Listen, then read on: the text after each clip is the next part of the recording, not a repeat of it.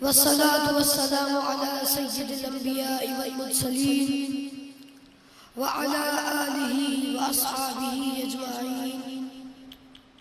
أما بعد، فأعوذ بالله من الشيطان الرجيم. بسم الله الرحمن الرحيم. إن هذا القرآن يهدي للتي هي أقوم. صدق الله العظيم وصدق رسوله النبي الكريم. اللہ اور اس کے رسول کے بعد میں نہایت مشکور ہوں اپنے والدین بالخصوص والدہ کا کہ جن کی تربیت اور توجہ کی بدولت میں نے ترجمے کے ساتھ قرآن مجید حفظ کرنے کی سعادت حاصل کی، اور اس کے بعد میں نے ان اساتذہ کا جنہوں نے منزل کی دہرائی میں مجھ پہ محنت کی، اور اس کے بعد ان کے استاد گرامی میری مراد قاری بشیر چشتی صاحب دامت برکاتہم العالی جو یہاں پر موجود ہیں، اور ان کے ساتھ پیر طریقت رہبر شریعت مناظر اسلام قبلہ سید احمد علی شاہ صاحب مبارک زیدہ مجد ہوں کہ جن کی دعاؤں کے بدولت میں آج اس جگہ پر بولنے کے قابل ہوا. محترم سامعین و حاضرین، میں جس آج موضوع کو الفاظ کے گلدستے میں سجاؤں گا وہ ہے قرآن کتاب انقلاب. حضرین کرام، آج سے 14 صدیاں پہلے کا منظر ہے. ہر طرف گمراہی چھائی ہوئی ہے، خطہ عرب گمراہی کی تاریکیوں میں ڈوبا ہوا ہے. صرف خطہ عرب ہی کیا، پورا عالم انسانیت لامتناہی اندھیروں میں ننھی سی کرن کے لیے، ننھی سی روشنی کی کرن کے لیے تڑپ رہا ہے. پھر والا قدر یک زمانے نے یہ منظر دیکھا، تاریخ کا سب سے حیرت انگیز منظر دیکھا کہ اسی سرزمین وحشت پر انسانیت نوازی کا آفتاب طلوع ہوتا ہے، اور وہ آفتاب جو مدتوں تک غار ہرا کی خلوتوں کو جگمگاتا رہا، اور پھر وہ اس شان سے کوہ پاران پر ذوفقن ہوا کہ زمانہ پکار اٹھا. وہ نبیوں میں رحمت لقب پانے والا، مراد غریبوں کی بدلانے والا، وہ تر کر ہرا سے سوے قوم آیا اور ایک نسخہ کیمیا ساتھ لایا. محترم سامعین و حاضرین، وہ نسخہ کیمیا قرآن تھا. 30 صفحوں پر مشتمل کتاب انقلاب وہ کتاب انقلاب ہے جو حضور کی معرفت زمانے کو عطا ہونے والا سب سے بڑا انعام ہے. وہ قرآن جو خود معجزہ ہے، اور جو اس کے قلزم نور میں غواصی کرے وہ معجزہ نما بن جاتا ہے.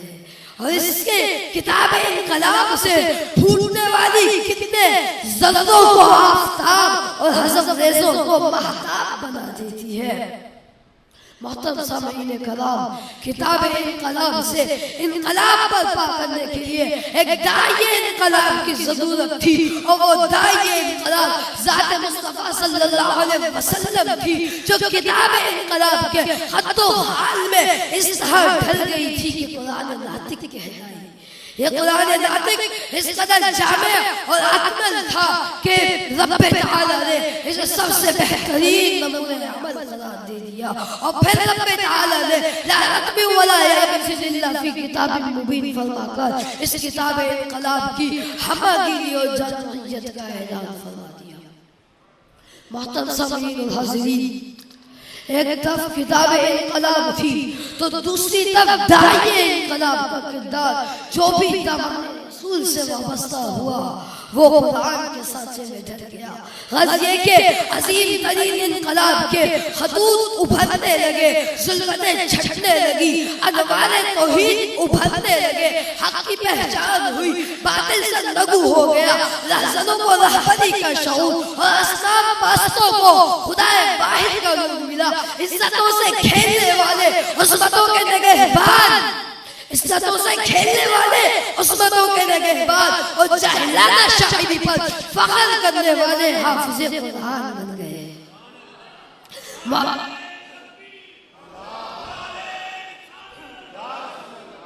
وحشت البریت کے علمبردار، امن و سلامتی کے معمار اور اپنے وجود سے ناشنا قرآن کی عظمتوں کے پاسدار بن گئے۔